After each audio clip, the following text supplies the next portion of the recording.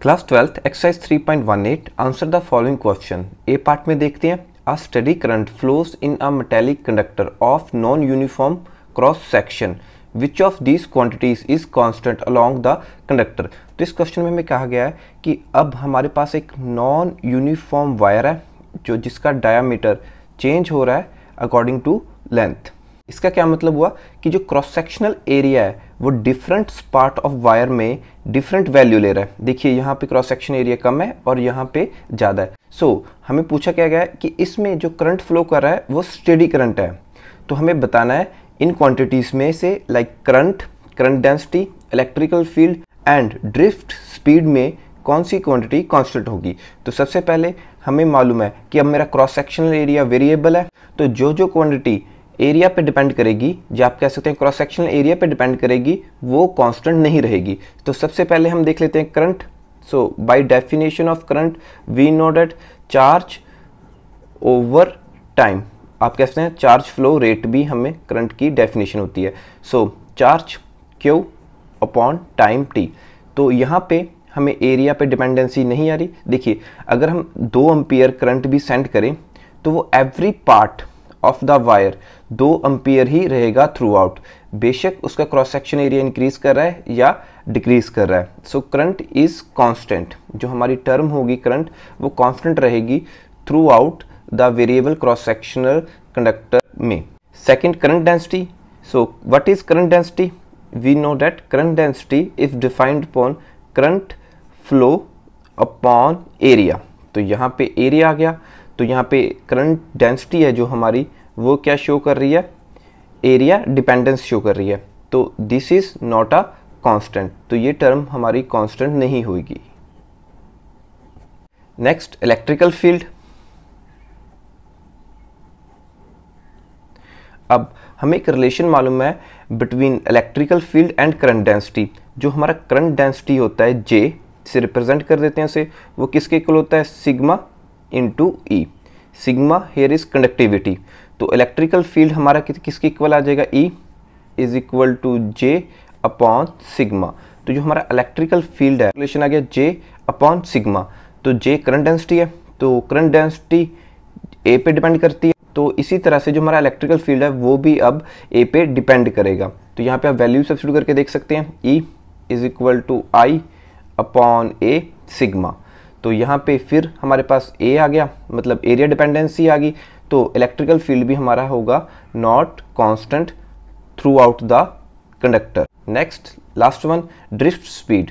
तो हमें मालूम है जो हमारे ड्रिफ्ट स्पीड का फार्मूला होता है वी डी से डिफाइन करते हैं। इसका फार्मूला होता है हमारे पास I current over N E A. तो अगेन इसमें हमारे पास एरिया आ गया, तो हमारी ड्रिफ्ट स्पीड एरिया पे डिपेंडेंस करती है। तो जो हमारी ड्रिफ्ट स्पीड आ गई ये भी क्या आ गया, not constant. So this is our A part. अब हम बी पार्ट देखते हैं। Is Ohm's law universally applicable for all conducting elements? If not give example of elements which do not obey Ohm's law.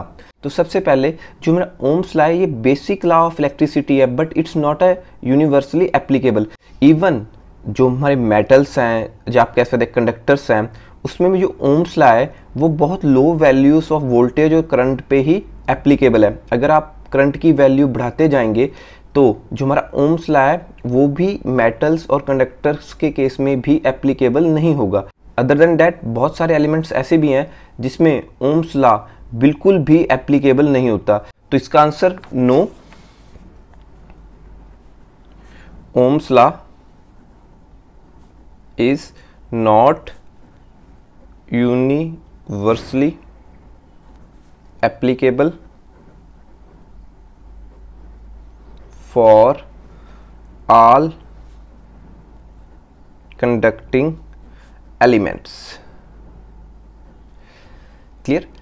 सो हमें मालूम है जो ohms law है उसका ग्राफ क्या होता है। अगर हम I और V करंट और वोल्टेज में ग्राफ बनाए तो बिल्कुल स्ट्रेट लाइन आता है। क्लियर? तो कंडक्टर्स के केस में भी ये I और V का ग्राफ बिल्कुल स्ट्रेट लाइन तभी आता है जब तक हम करंट और वोल्टेज की वैल्यूज लो रखते हैं। हायर वैल्यूज पे हमारे पास ये भी ग्राफ स्ट्रेट लाइन नहीं शो करता। इसके अलावा कुछ एलिमेंट्स हैं जैसे सेमीकंडक्टर, डायोड्स और आप कह सकते हैं वैक्यूम डायोड ट्यूब्स, ये तो बिल्कुल भी ओम्स लॉ को फॉलो नहीं करते। लाइक यहाँ पे हम एग्जांपल देख लेते हैं सेमीकंडक्टर डायोड की, पीएन जंक्शन की। सो लेट ये मेरे पास पी टाइप मटेरियल का सेमीकंडक्टर है, तो यहाँ पे मेरे पास एन टाइप सेमीकंडक्टर मटेरियल है। अगर इसको मैं कनेक्ट कर दूं बैटरी के साथ तो इसमें करंट फ्लो होगा आई। तो इसका हम ग्राफ देख लेते हैं एक रफली सा। सो लेट यहाँ पे मेरे पास क्या आ जाएगी आई करंट और इस एक्सिस में वोल्टेज। तो देखिए अगर करंट फॉरवर्ड वाइज है मतलब पी से एन की तरफ जा रहा है पीएन जंक्शन डायोड में, तो जो मेरे पास ग्राफ है वो इस तरह का बिहेवियर शो करेगा।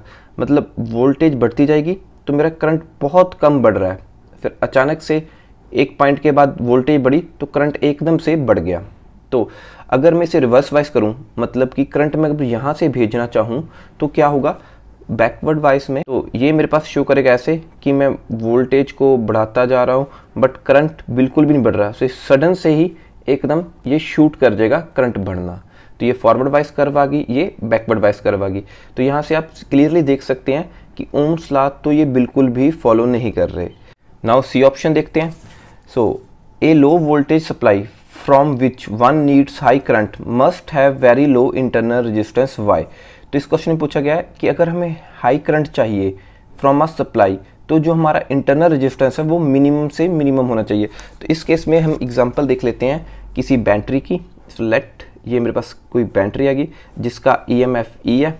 तो हमें मालूम है जो इंटरनल रेजिस्टेंस होता है वो स्मॉल r से रिप्रेजेंट करते हैं, तो वो हमेशा ही बैटरी में सीरीज में कनेक्ट होता है। तो मतलब ये जो इंटरनल रेजिस्टेंस है ये बैटरी का ही होता है, तो शो करने के लिए हमें इसे थोड़ा सा अलग बना देते हैं। तो ये हमेशा ही सीरीज में होता है। तो यहाँ से अगर इस बैटरी से मुझे मैक्सिमम करंट चाहिए आई मैक्स, तो जो मुझे R है इंटरनल रेजिस्टेंस वो मिनिमम चाहिए। क्यों?